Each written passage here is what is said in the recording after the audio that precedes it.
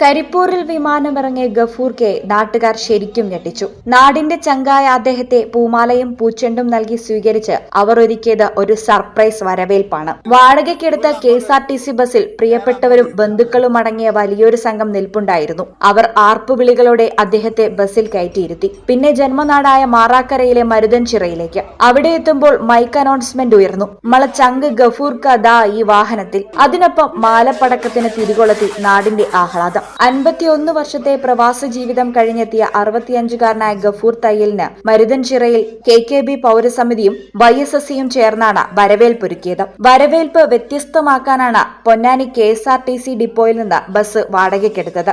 രാവിലെ 10-ന് ദുബായിൽ നിന്നെത്തിയ ഇൻഡിഗോ വിമാനത്തിൽ നിന്ന് ഇറങ്ങും വരെ ഗഫൂർ തനിക്ക് സ്വീകരണമൊരുക്കിയത് അറിഞ്ഞിരുന്നില്ല.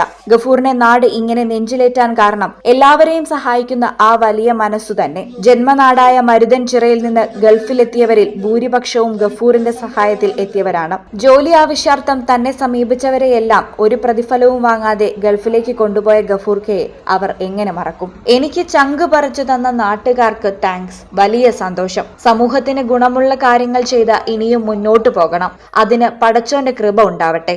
ഇതായിരുന്നു നാട്ടുകാരുടെ സ്നേഹത്തിന് ഗഫൂറിന്റെ മറുപടി. തയ്യൽ ഖാദർ ഹാജി ബിരിയാമു ദമ്പതിമാരുടെ 5 മക്കളിൽ മൂത്തയാളാണ് ഗഫൂർ. സ്കൂൾ വിദ്യാഭ്യാസം നേടിയിട്ടില്ലാത്ത ഗഫൂർ 13-ാം വയസ്സിൽ പിതാവിനൊപ്പം ഗൾഫിൽ പോയതാണ്. ആദ്യം അജ്മാൻ സൂപ്പർ മാർക്കറ്റിൽ, പിന്നീട് ഹോട്ടൽ ജോലി. ഇപ്പോൾ പ്രവാസം അവസാനിപ്പിച്ച് മടങ്ങുമ്പോൾ ജുമൈറ ഗ്രൂപ്പിൽ PR മാനേജറായി 28 വർഷം പൂർത്തിയാക്കിയിരുന്നു. ഭാര്യയും 3 മക്കളും അടങ്ങുന്നതാണ് കുടുംബം. മരുതൻചിറയിലെ സ്വീകരണ യോഗം പഞ്ചായത്ത് വൈസ് പ്രസിഡന്റ് ഉമറലി കരേക്കാട് ഉദ്ഘാടനം ചെയ്തു. വാർഡംഗം മുബഷീറ അമീർ അധ്യക്ഷയായി.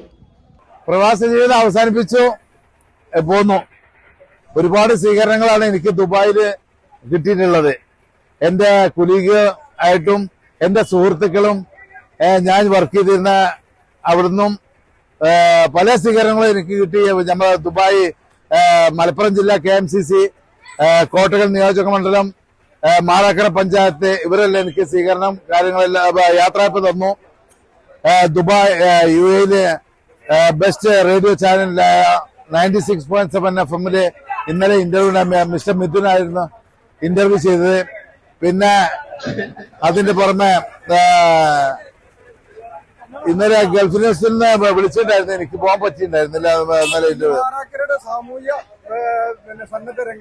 ഇനി ഇവിടെ നാട്ടിന് വേണ്ടി പ്രവർത്തിക്കട്ടെ. കാരണം നാടിനെ പറ്റി കുറച്ച് മനസ്സിലാക്കണം. ഞാൻ ഇന്ത്യ എന്താണെന്ന് ഞാൻ മനസ്സിലാക്കിയിട്ടില്ല, കേരളം എന്താണെന്ന് ഞാൻ മനസ്സിലാക്കിയിട്ടില്ല. അപ്പൊ ഇനി അതൊക്കെ ഒന്ന് മനസ്സിലാക്കണം. കുറച്ച് ലോകം ഇന്ത്യ മൊത്തം ഒന്ന് കറങ്ങണം, കേരളം മൊത്തം ഒന്ന് അടിച്ചു പൊളിക്കണം പോലെ തന്നെ. അത് തന്നെയാണ് ഇപ്പൊ ഇതിന്റെ ആവശ്യം. ഈ ചാനൽ കോട്ടക്കൽ പറ്റി നിങ്ങൾക്കല്ലേ കൂടുതൽ അറിയുന്നത്? പരിശുദ്ധിയുടെ സുവർണ പാരമ്പര്യം. Hayath golden diamonds, Valanchery.